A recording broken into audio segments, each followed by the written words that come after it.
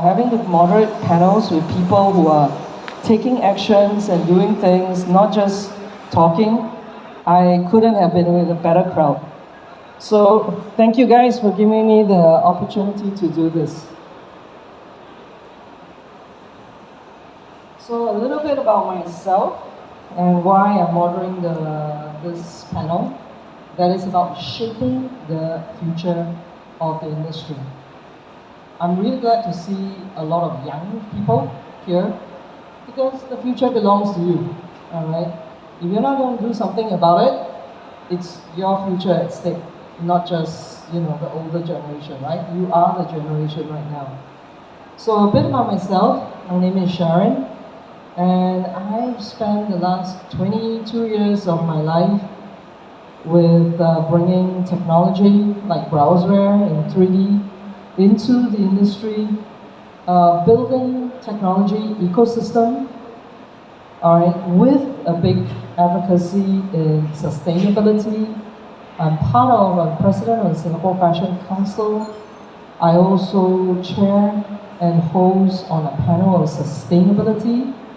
I sit with also organizations in Europe on regulations that are going to impact your business, all right. So this is pretty much what I've been doing most of my life.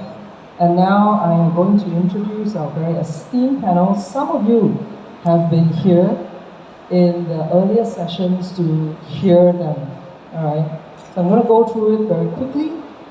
Kelvin, he's the CEO and the center director, all right, for the Design Lab AI Lab in Hong Kong.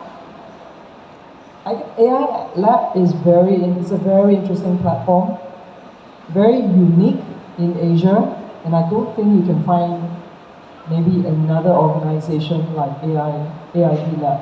All right, so please tap on him, not just now, but later. All right, it's a research platform that focuses on integration of AI into design and the fashion industry.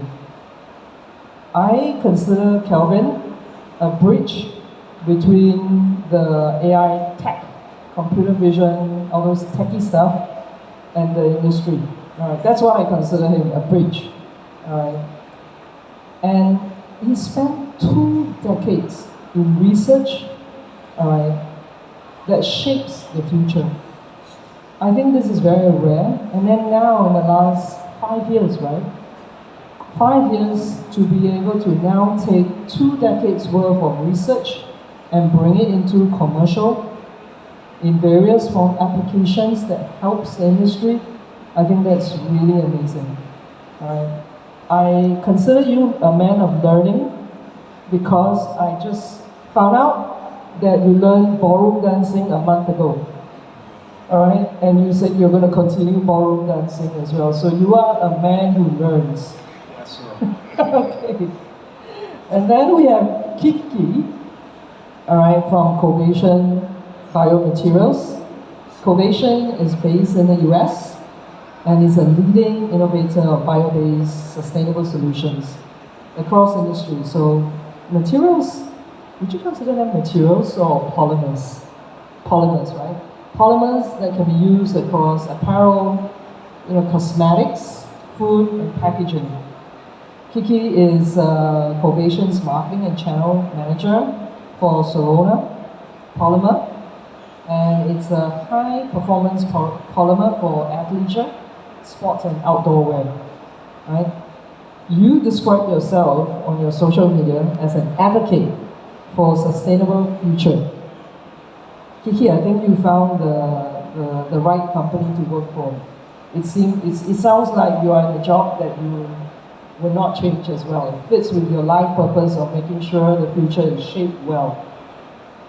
Great.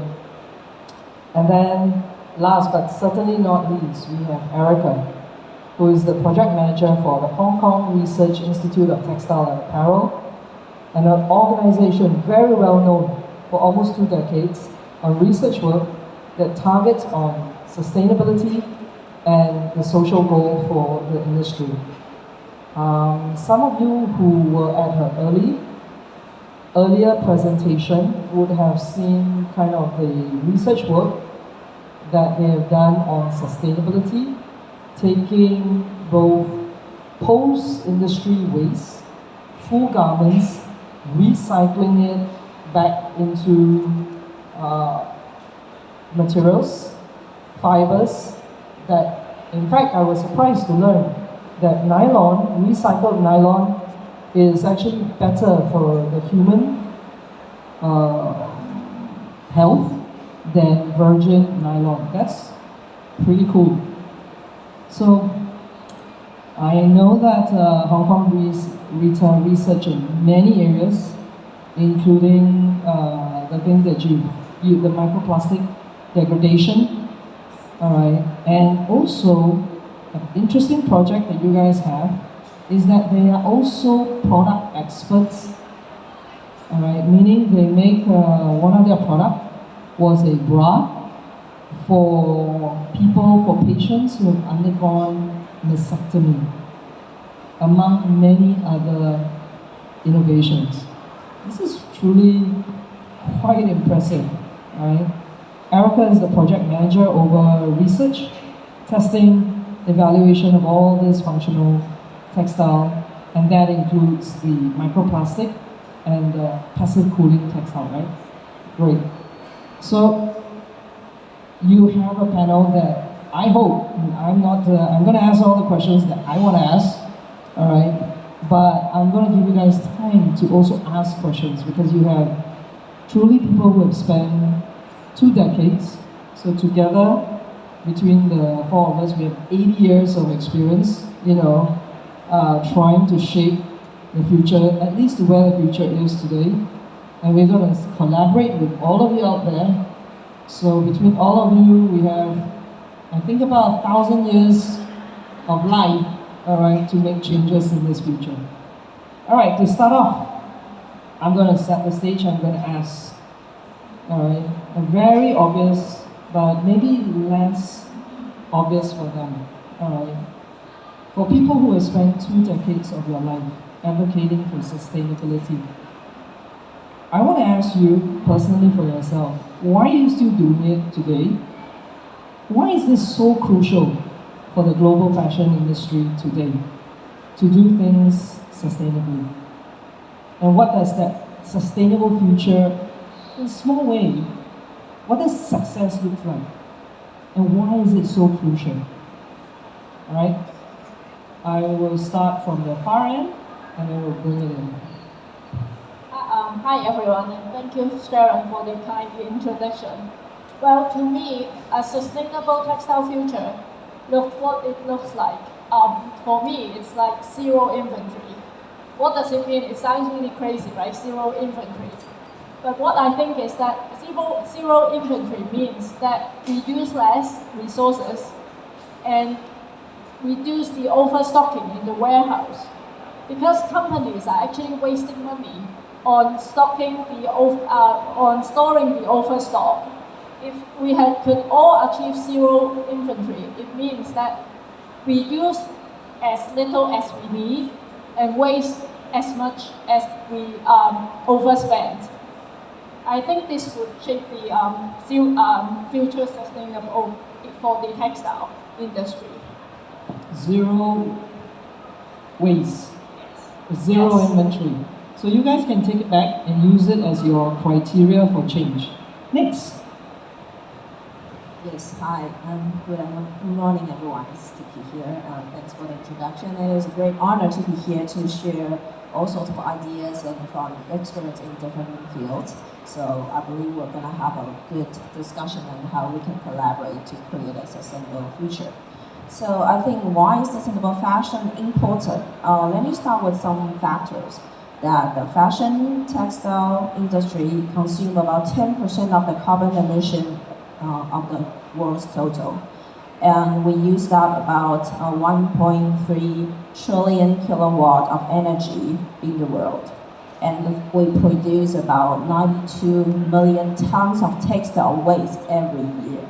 So this is what the current textile manufacturing is producing. That's the input, or that's the footprints we are putting on our environment. But I'm not saying that we're not going to produce any more garments, we're not going to wear clothes anymore. It is how we can consider, how do we take into consideration to create a more sustainable fashion industry. So, and that for me is to be responsible and to think about every purchase, every decision we make. That will start right from the beginning, like the value chain of the textile. When we select a raw material, can we select a more renewable or recycled materials? Then pass it on to the manufacturing process of the fiber, the fabric, and the garments. Are we able to use less energy to reduce the carbon footprint we have in the manufacturing process? And are we able to create a more traceable and transparent supply chain? So we are gonna keep doing this, but we're gonna try to make it as sustainable as possible. And then all the way down to the consumer. When they're making a garment purchase, are they keeping the sustainability concept in mind? Are they choosing a garment that can wear for longer, to be reused or even be recycled when it comes to the end of the product life cycle? So I think it relates with every stakeholder in the value chain that we all have the sustainability in mind with every decision we make. Do you see consumers, your brands sharing with you, consumers advocating for this? Do you see a trend? Yes, we might touch on that as well, but I think the big retailers, the brands, are the starting point as an advocate to educate our consumer because they are the role model in the industry. The consumer look up to them to tell them what is trending, what is the right thing to do, instead of just fashion clothes. But on top of that, if we can try to deliver more message from their behalf to the consumers, that will be the most direct way, and together with all the stakeholders in the industry, that we can do much more together. Calvin, why do you spend 20 years doing what you do and you haven't quit? Tell us how you want to shape the future. Why is it important? Actually, from my perspective, certainly, in the past 20 to 25 years, I spent a lot of time, on AI innovation. But when we talk about, when we talk about sustainable textile future, I think some key elements, we must understand, which is like, the eco-friendly materials, whatever, the use of organic, recycle, or bio-based fibers, reduces dependence on fossil fuels and minimize environmental impact, which is very crucial, to our, future, And of course, the circular economy, because we need to put emphasis on recycling and upcycling the textile to extend the life cycle. So this is the reason why, even I'm now working for AID Lab, I still, receive the email from the university, particularly, the School of Fashion and Textiles. They always like, to collaborate with different brands about the upcycling project, which is very amazing. The students, can explore more opportunities, how we can upcycle, the existing used, garments, which I think is a kind of image and signal to the problem. We need to put more emphasis, how we can reduce the waste, how everyone in the problem, can contribute, to the economy and also to the environment. And another thing is about water and energy wastage reduction. So this is the reason why in the past few years, even in my school, we have developed some sort of waterless dyeing techniques, to try to minimize, the water wastage, because you must know that for the dyeing and finishing process, we need, to spend a huge amount, of the water, for that kind of operation. And maybe transparency and traceability. So this is the reason why, I think I recall, even 10 years ago, all the people in the industry were talking about, can we, embed, the RFID tag, in the garment. I remember that. whether the tank can be washable for so many cycles. We can stick because which is not a kind of the idea for the garment. Starting from the fiber, spinning, fabric, garments, to trace the origin and also what sort of materials or the fibers which have been used in the whole process. Trying to get that kind of data to do more analyze. And even because AI, sorry that I haven't deeply elaborate about the background. Actually, AID Lab is jointly established by Polio and Raw Polio. We have to do some sort of a project, starting from design. Because for the designers, the practice is that they really want to put the focus on aesthetic, make it beautiful to attract the clients, customers to buy the designs. But how about what sort of materials they should use? Trying to think about whether we can minimize all those materials or fabrics, accessories, which can be recycled or environmental friendly in the design process. So not only about the manufacturers, garment manufacturers, textile mills, materials developer, R&D, even the designers, they also need to be engaged in that kind of process. So what I hear from them is just that you and I, as human beings sitting on planet Earth, should be concerned and should follow the examples of these panelists to start thinking how you do what you do, because you and I suffer the impact, or we will either suffer or we will reap the impact of what we do. Ultimately, the world's resources of water and energy is not endless. So what I'm hearing the panels talk about is waste as little, recycle as much. All right. When you do that, it's good for you and I and all the other inhabitants of this planet. Great job, guys. So, since we're all involved, all right, what frameworks for practices, sustainable practices in the industry have you seen that are shaping the industry, and then how can they be adopted at scale? Kiki. Yes, I believe there are many frameworks in practice that apply for all the industry. And for all the textile industry, I think the most recent and well-known one will be the circularity model. That's meaning how do we achieve a more circular economy or the textile circularity. This model will be implemented through initiatives like use renewable resources or recycled material, and how do we design a more durable or longer lasting garment, and do we have all sorts of life cycle assessment to determine how much impact we are making on the environment during the manufacturing process. And so I think this circularity of economic, meaning that we need to try to create a closed loop system to try to reduce, and recycle the textile raw materials that we are consuming every day. So for our company, Covision Biomaterials, Sorona is our product, which is a great example, is that we were invented about 25 years ago. At the time, I'm not sure if you recall, maybe you were too young to remember, 25 years ago, there was a time that there was a crude oil crisis. People are foreseeing that the petrochemical, the crude oil price is about to be consumed, that we will not be running out of the petrochemicals very soon. So the industrial players are trying to find alternatives to the petrochemicals. How can we use less of the scarce resources?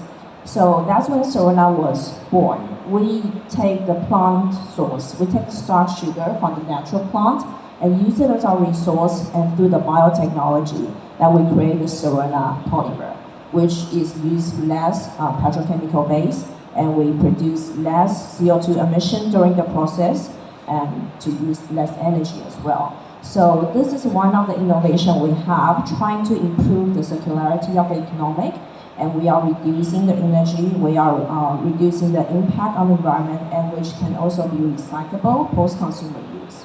Are you giving to mills and fiber guys who are buying, are you giving them this information to help them in their scope 2 and 3? Yes, of course. Even though we are the raw materials, but we need to promote this idea, we need to educate or to tell our downstream customer about the benefit of using zero or any sort of renewable recycled products. So we need to tell them what is it for you when you're using our materials. And this is also very critical for the brand. They want to understand what is the benefit for me and for the consumer. Are we really doing a good thing to the environment by using your product? So definitely we are promoting and we are marketing this and emphasize on the LCA or on the environmental footprint we are reducing for our product. Great. I want to check with Erica on end of life, right? Kiki mentioned end of life a couple times. Are there regulations and frameworks around products, materials for end of life that you've seen? I mean, like, are there frameworks, regulations around end of life in Europe or in the US that you have seen? In Europe, there will be a certain percentage of the recycled materials in their product. And I think this regulation is only a start for making us realize that we have to recycle more.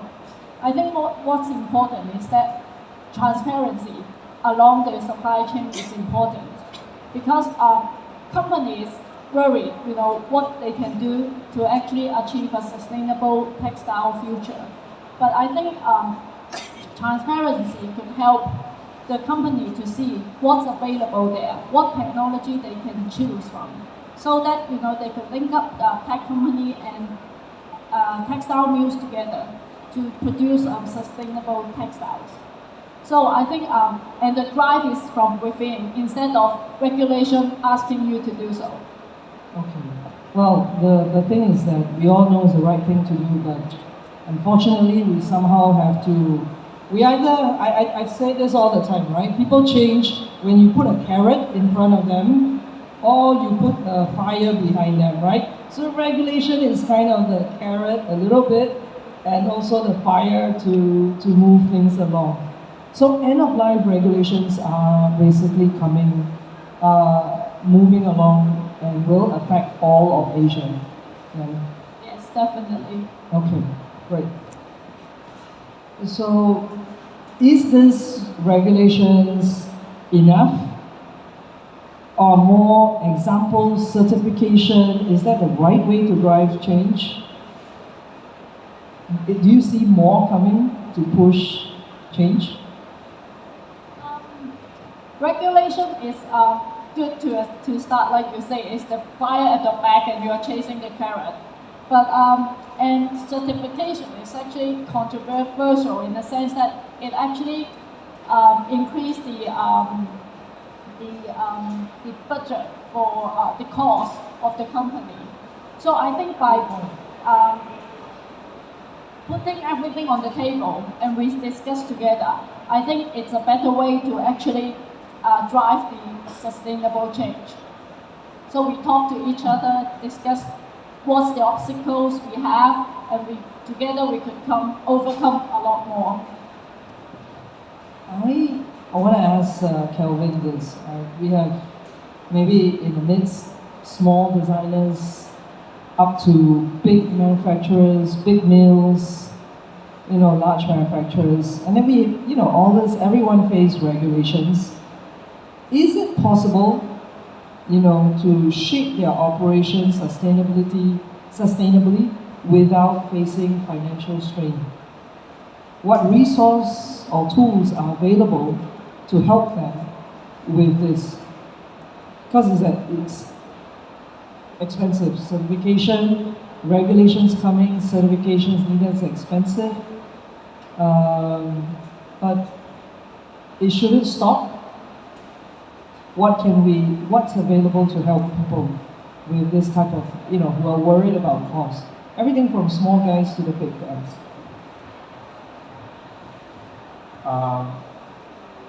Yes, actually, in the past few years, we have quite a lot of communication with different stakeholders, down to the very individual designers, just fresh graduate, they have their own brands, talking about sustainability, and even to the small or the medium-sized, scaled manufacturers, design house, and up to really large scale, vertically integrated, manufacturers. Actually, all of us are thinking about how we can make it better, in terms of sustainability. We're not only talking about the certifications and resources, something like that. All of us, drive to sustainable practice.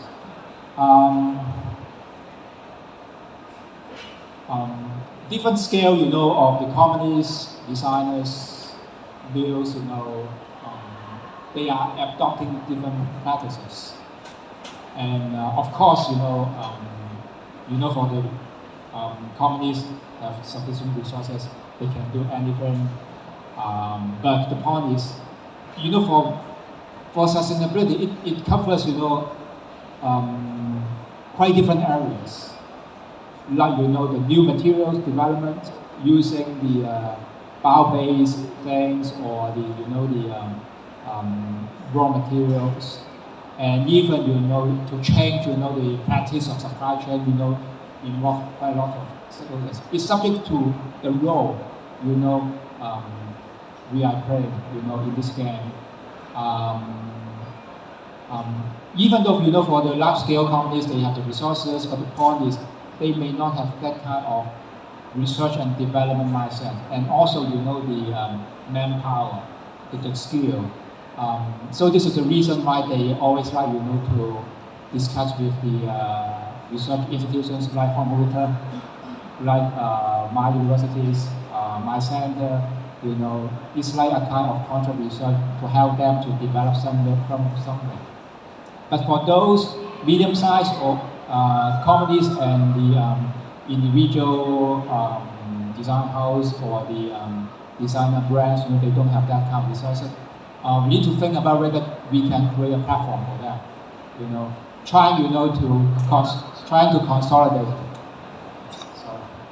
Trying to consolidate, the resources of different stakeholders. Of course, with the support of the government, they can provide funding. Because we know that we observe that not only Hong Kong and even quite a number of governments in different countries and regions, they have already started to set aside the funding schemes, resources, trying to make the whole industry more sustainable. So I think it's subject to different level of the stakeholders and how we can proceed. Sorry that my answer is a bit general, but which is what I have observed in the past few years. So, if you're small, there are areas that you can start, choose right materials. If you are bigger, there are research institutes, government fundings and all that can help you to choose better and research and help you make those changes. These are all available. Yes.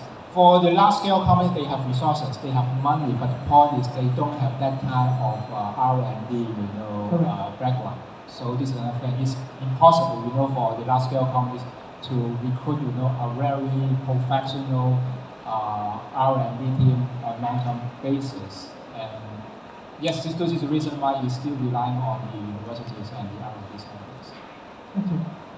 So, Erica, have you worked with smaller companies, designers and all that in the area of recycling and upcycling?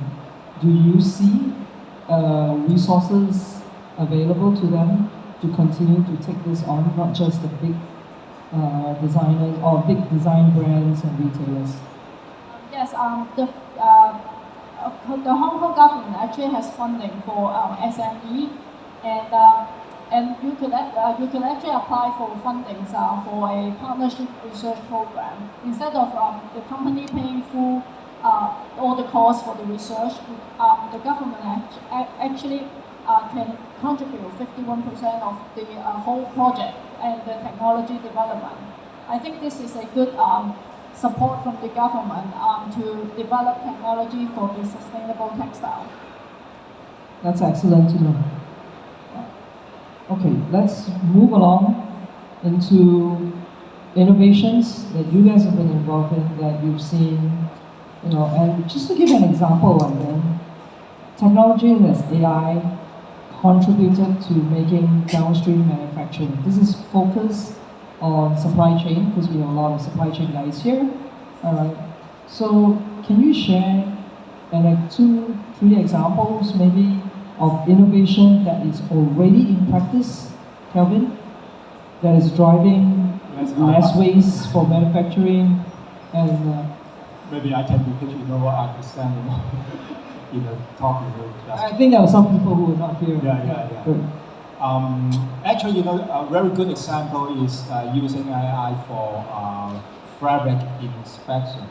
Even though which is not the widespread adoption, by the global textile and apparel industry, but some successful cases, have already happened. You may know that basically, in 99%,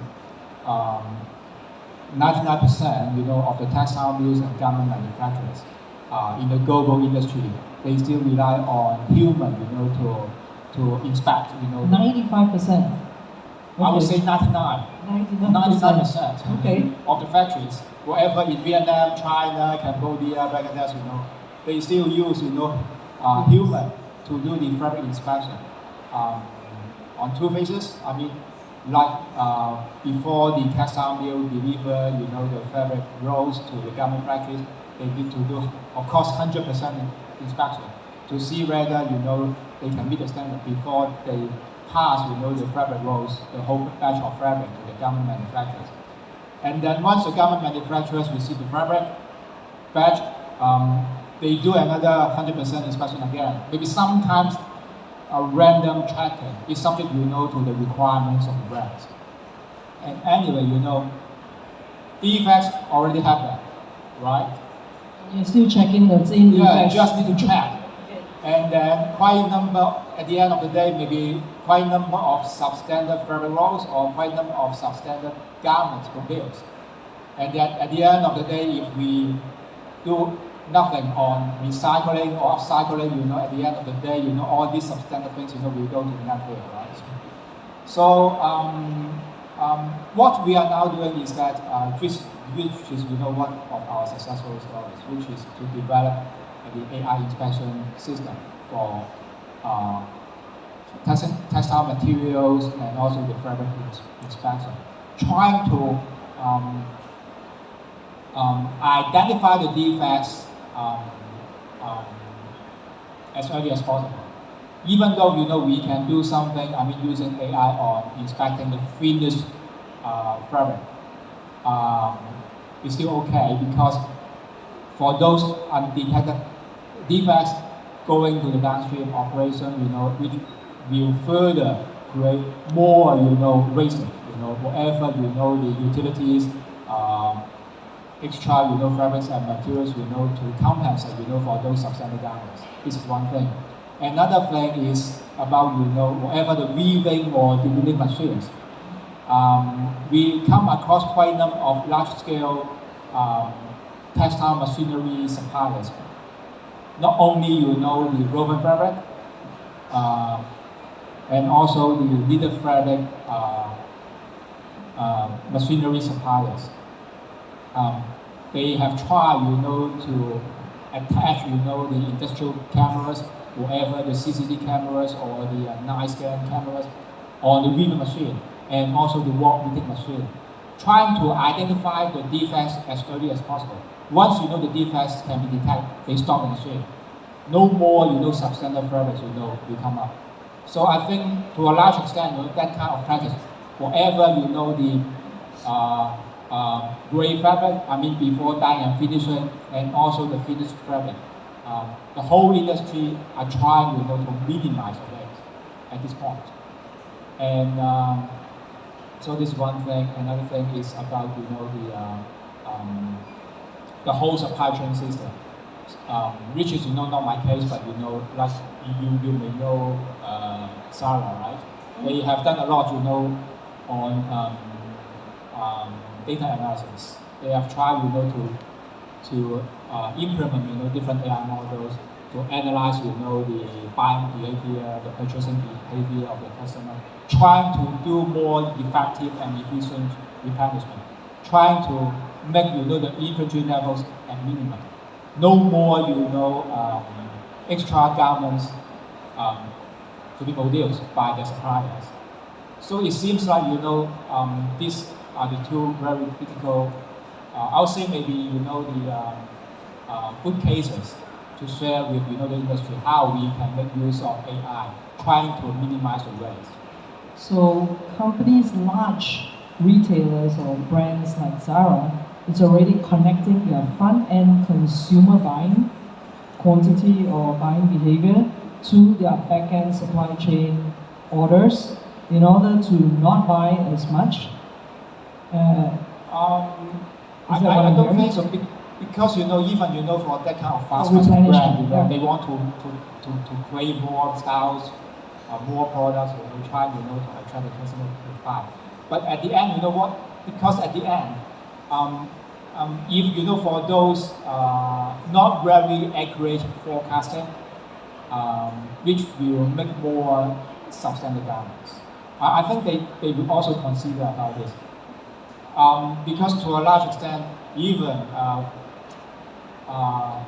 going back to 10 or 15 years before, even when I taught in the class, we always like to use Zara, H&M as an example, fast fashion, right? Yeah. Not talking about slow fashion. Now it's slow fashion. Now slow fashion is popular. Fast fashion is not popular anymore. At that time, I couldn't come across fast fashion this time, in the past 2 weeks. But before 10 years ago, we always talk about fast fashion. So I think to a large extent, Sarah has already noticed it, and they may not implement on the full scale, but they have already tried, trying to minimize the stuff, not the substandard garment. Which may not be bought by the customers because of the style. So this is the reason why they try to use some sort of technology to more accurately predict the customer behavior, and then which that kind of data can also be fed back to their suppliers for replenishment. Okay, great. Recycling, circularity, economy concepts. We've discussed this. What are key innovations for both Erica and Kiki that you've seen in recycling technologies, especially for post-industrial waste, where basically all textile mills and manufacturers, they have a lot of post-industrial waste. So what are some innovations that you've seen widely practiced that are good that people should consider adopting? Maybe we start with Erica. For post-consumer waste, I think it's people are doing it for resale and reuse. This means that it is extending the garment life for longer. And for the nylon selection recycling, I think it will be a good way to actually recycle nylon because it's widely used in performance textiles, and it's continued to be in the market share in vast quantity. So I think developing new technology for different materials is important to treating post-consumer waste. Okay. What are innovations? Kiki. What are innovations that you've seen, especially on recycling and upcycling? I think recycling and upcycling are very crucial, like Erica mentioned, to close the loop, how we can reuse and reduce and also recycle and give the garment a second life. So for our product, Sarana, that I mentioned about, it was coming from partially plant-based, so it's renewably sourced, while that we can be recycled together with a conventional polyester. So we see brands like Uniqlo, H&M asking consumers to bring back the clothes they unwanted back to the store. They have a recycling bin where they can put the garment in. That meaning the brands are thinking about what to do with this garment that's unwanted or is at the end of the life cycle. Are they able to be recyclable? So in order to recyclable, the ingredient in the garment as simple as possible. It's easier for them to go through the recycling process. So normally when it comes to a stretch, we will think about spandex or elastane fiber. That is the very traditional stretch performance offering fiber. But nowadays, Sarana can offer a comfort stretch. So if you have a garment made with polyester and Sarana, then the whole garment can go through the conventional polyester recycle stream. So that's meeting the brands or the world demand for mono-ingredient recycling concept. So I wouldn't know if it's innovation, but I would think this is a new concept. We need to tell the customer and to tell the industrial player that there's an alternative for stretch that we can offer comfort stretch without using spandex and can be easier to be recycled post-consumer use. So we have innovation that you guys have given an example for. So what's stopping people? What are the biggest obstacles that you've seen to scaling up sustainable innovation in textile? What have you seen? What are the biggest obstacles? And then how have you seen organizations or governments actually help to overcome these barriers? Maybe we'll pass it to Erica and then to Calvin. I think it's cost. Cost is the biggest obstacle for people, for like big companies to adopt new practices, because the old practice, they have benefit from the profit they are making.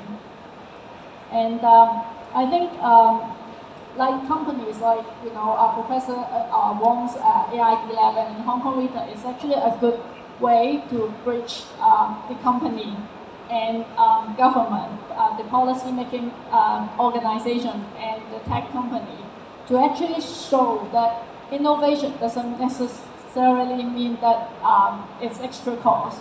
It could be beneficial in the long run. Okay. You've also seen I just want to bring this, which I thought is really interesting. Is it true that the total world's recycling is at less than 5%? Is it somewhere along that number? Yes, probably maybe less. Or maybe, oh wow, is it around that? And since regulation, end-of-life regulation is coming, and end-of-life regulation is taxing the company or putting fines on the brands and all that, for making sure that if they don't use more of the recycle or good materials, at the end of the day, the companies will be fined for using that or using virgin. Am I right? Is that how the regulation goes? Yes, I think the current regulation focus on finding the organization. I think we have to aware that the customer is actually, every one of us is actually should be a responsible customer. Meaning that, like Kiki said before, it's just not a piece of garment that you use and then throw away. It's actually something that you have to consider from the time you purchase it. How long are you going to use it, and what you do with it at the end of life? And only then, when everybody is accounted for, then I think that the drive is more strong to actually. The incentive is more prominent for everyone. So technically, the cost is not expensive when you think about the regulations that's coming. Because one way or the other, this thing is going to get really expensive. Either you pay it up front, which seems to be cheaper, or you have to handle more fines at the end, which is going to be more expensive. Yes, and I think it's a conscious choice if you're willing to buy a more expensive product, which is sustainable or recycled. So it will have a better waste management. So like H&M and Zara, where they collect garments to recycle them. I think this is a good practice that we have to have in mind. Okay. Calvin, what are biggest obstacles that you've seen people, companies not scaling up? Yes, I echo Erica's point. The initial cost is quite high. So for the companies or the factories, they transition to sustainable practice, often requiring substantial upfront investment. Whatever in the new technologies in the supply chain or the new materials, which should be a barrier for many companies, particularly for the smaller ones. So yes, of course, no retailer out there,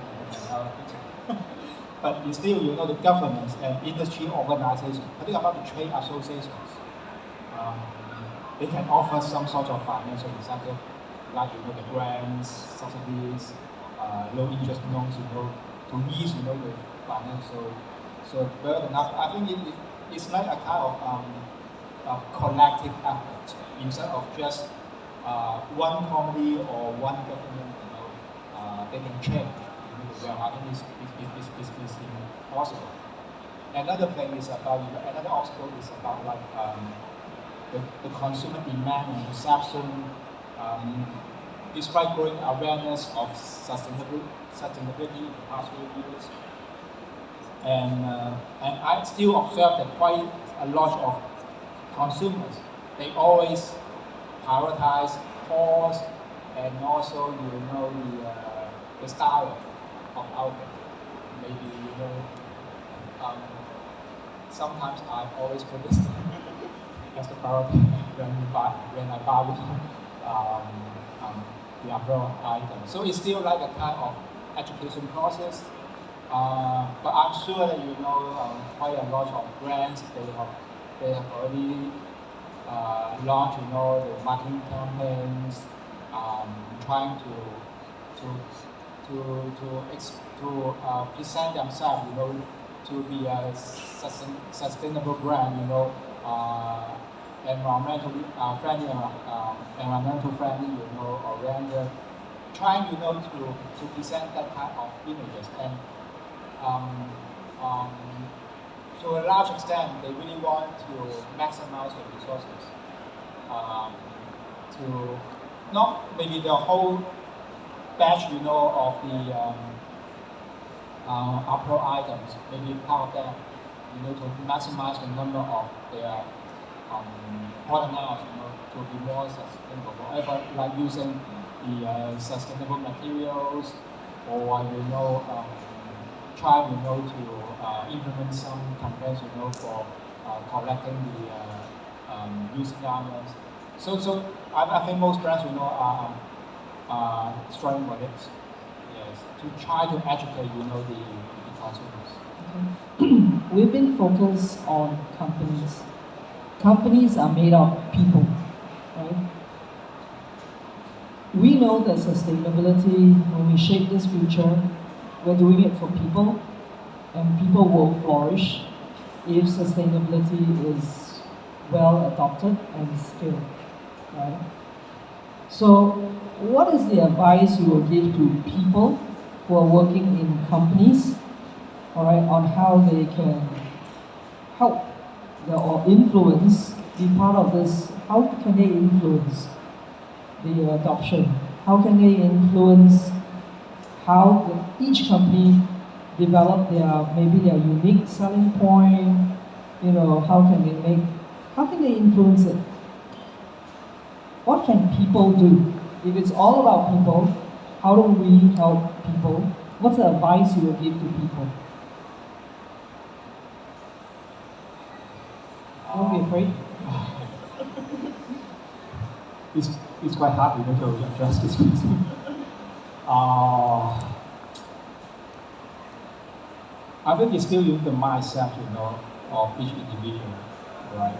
Mindset. Mindset, yes. Even though, some companies,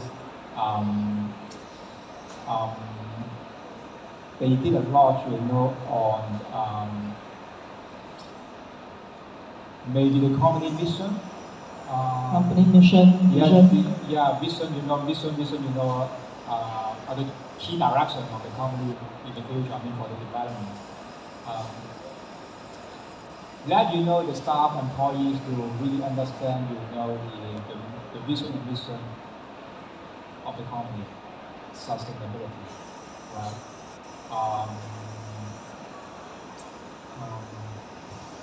Yes, this is not that easy to answer, but at least when you work, for the company, as part of the company,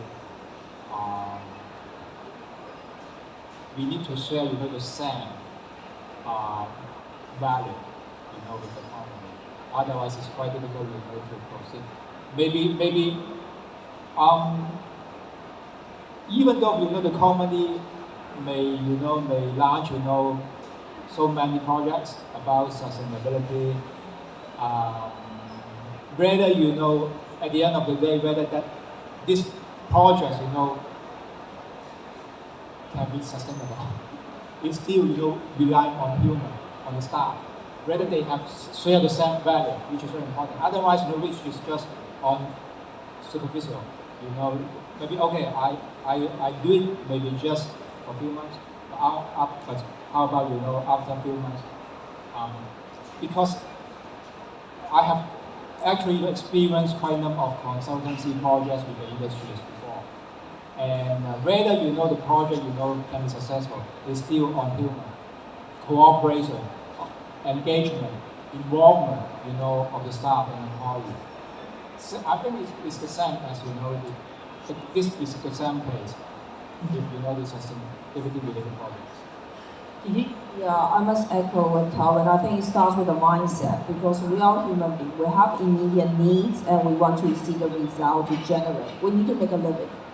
But if we start changing with the mindset, with something small, for example, drink less bottled water, to recycle correctly, or to put our garment into the recycle bin, or don't throw rubbish. As simple as that is an easy, small gesture. We can start with the mindset to put ourselves in a conscious mind that we are trying to make a difference. It will not happen overnight.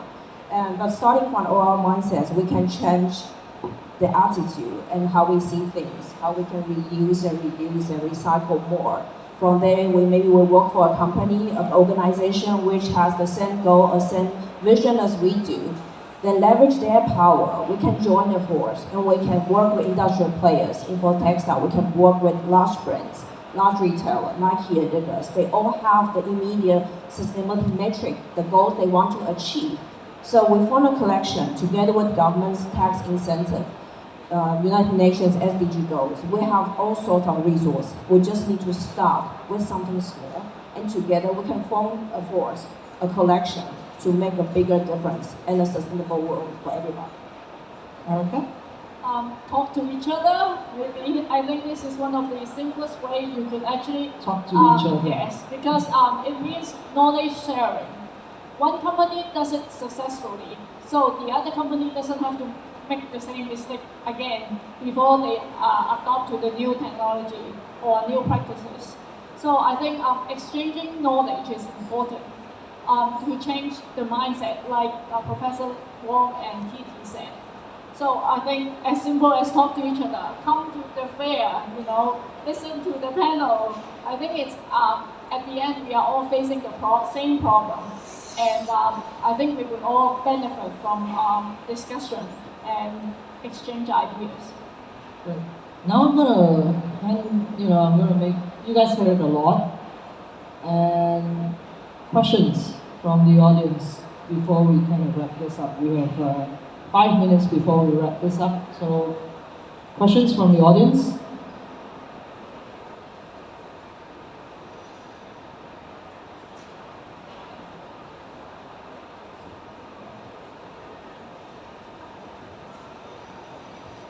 And when you ask the question, say who you want to answer, okay? It's Katerina from Alpha International. Thank you to the panelists for great sharing today. The question is to all of you. So we know we have so much knowledge about this topic. Technology is improving as we speak, actually. Yet, we also learned that the adaptation or implementation of the technologies or solutions, we have ready off-the-shelf ready solutions. Each of you presented the solutions already. Yet, I hear that the implementation is quite low. So, how widely are the solutions you presented yourself today are really implemented? And if not so much, what do you think are the opposing factors, aside of costs, maybe missing policies and so on? How wide? So the examples that you have given, who do you want to answer this?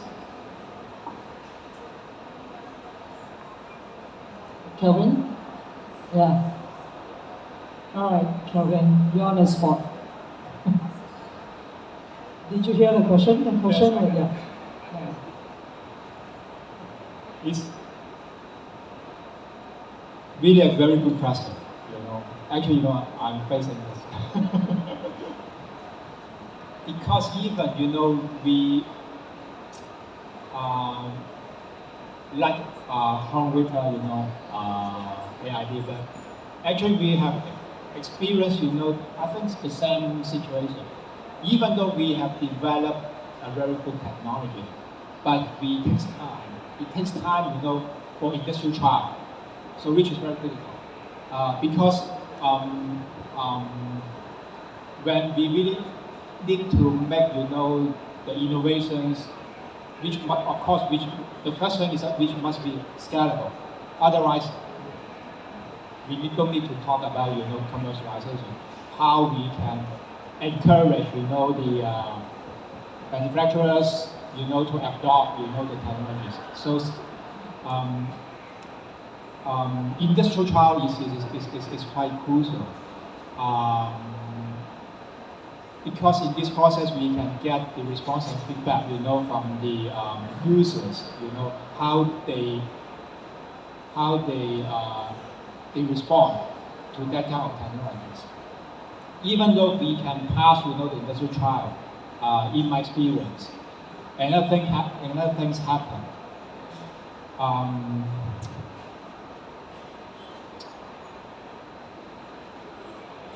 How to say? Because to a large extent, that kind of innovation at the beginning, which of course must not be widely adopted, we need to prove to the potential customers, clients. But at this point, in my experience, most companies,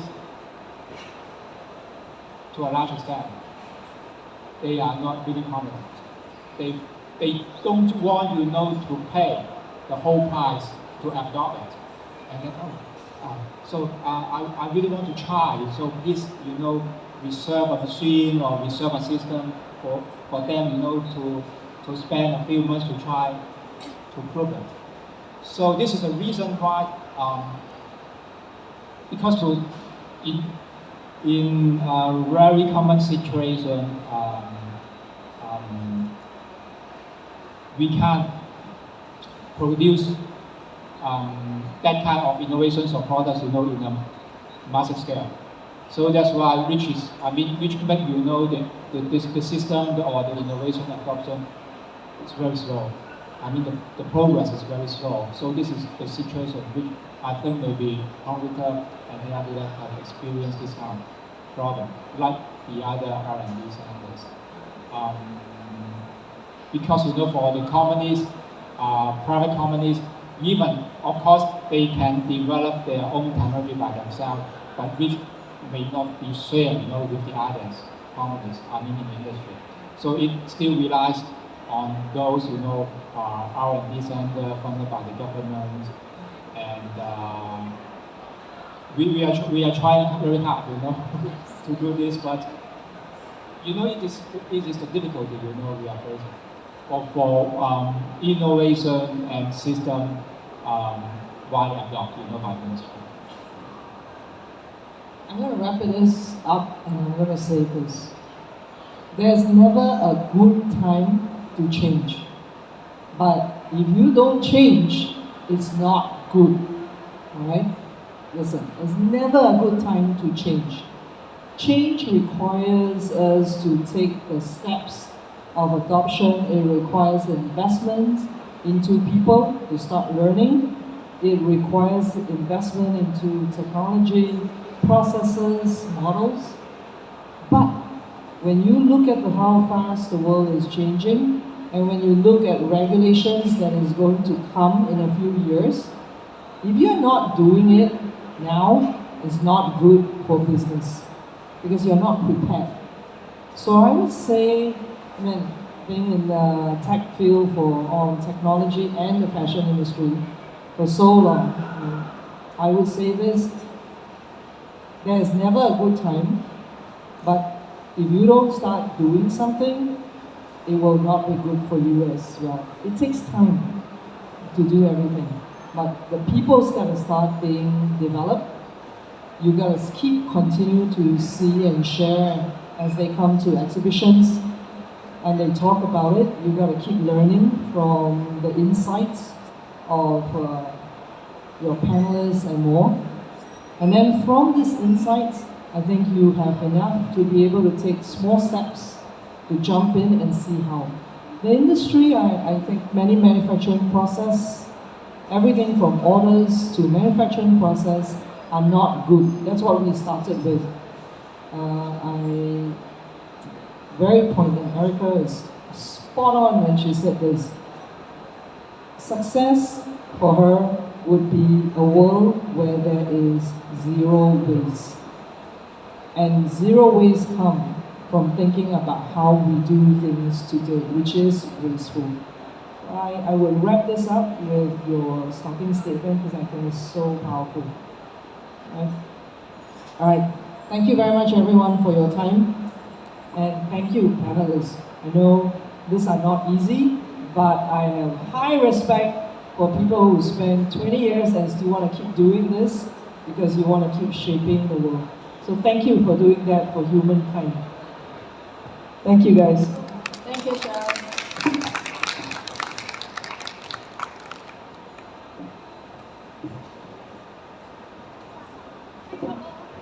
Cảm ơn giáo sư Kevin Wong, tiến sĩ Eric Cannon và Keith Fisher.